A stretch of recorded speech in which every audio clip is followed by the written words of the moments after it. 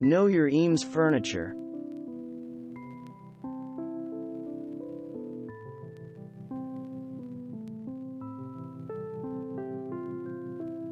The most valuable Eames pieces date from the first decade of production, 1946 to 1956.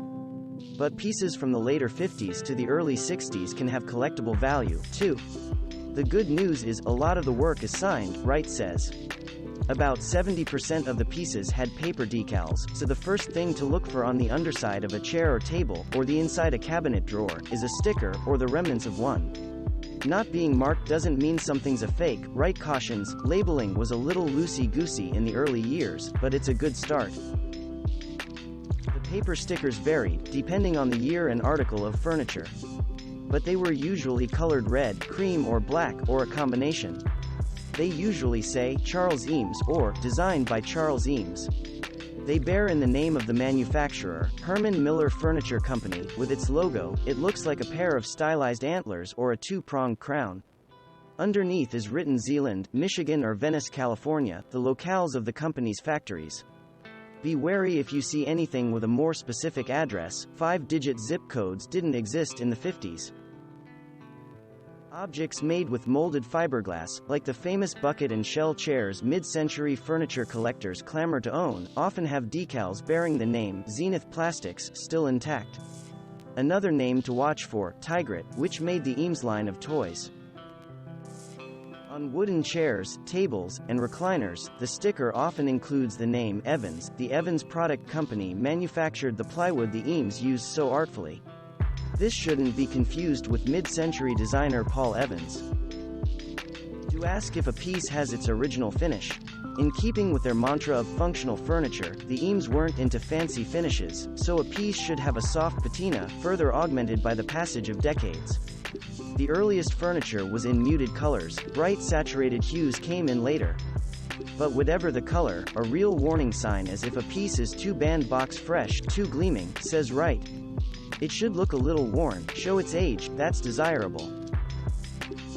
Looking old is one thing, but, as with any antique or collectible, condition does matter. And the more original that condition, the better. Even such details as for whether the screws on a piece have ever been loosened can affect a piece's value. Some Eames collectors do get into minutiae, Wright allows. Some repair-oriented changes, such as new rubber feet tips or shock mounts to replace dried out or cracked ones, don't matter that much. Still, perfection commands a price. At Wright's Eames auction in 2010, the storage unit, left a nice, but not especially rare model, in completely original condition fetched $15,000. If it had been refinished, or altered in any way, it would have gone for only $5,000, says Wright. Because they were mass-produced, there are a lot of examples of Eames furniture out there, so many items are not extremely expensive, at least, by antique furniture standards. But some models were less common than others. So, in terms of pricing, it does become about rarities, Wright says. At his auction, the Eames chair pictured left fetched $2,000, while a pair of similar ones, the same model from the same year with the same sticker and in basically the same condition, collectively brought $500. Why? It was all about the harlequin pattern upholstery on the first chair, explains Wright, an unusual decorative feature, with a really nice vibe. And, needless to say, in near new shape.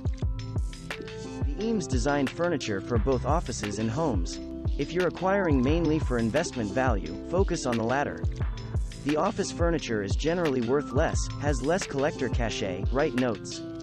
That's partly due to popularity. Most of their greatest hits were designed for the home, and scarcity. Herman Miller began phasing out the residential furniture line in 1965, but continued making the business line. In 1994, the company launched the Herman Miller for the Home collection, replicating many of the old Eames designs. Strictly speaking, they are legit and have great integrity, Wright says, they're just not for the collector market. As with any area of collectibles, if you're serious, study the field and educate yourself. Many museums feature Eames pieces. There's no shortage of literature about the duo, Eames Design, the work of the office of Charles and Ray Eames by Marilyn and John Newhart and Ray Eames, Harry N. Abrams, 1989, is definitely the Bible, Wright says. The website www.eamesoffice.com, run by Charles's grandson, is also a valuable resource and currently working on a catalog raisonné of the Eames canon. The Herman Miller website, www.hermanmiller.com, has a timeline and other information about the Eames. Thanks for watching. Subscribe for more interesting videos. And please hit the like button for the YouTube algorithm.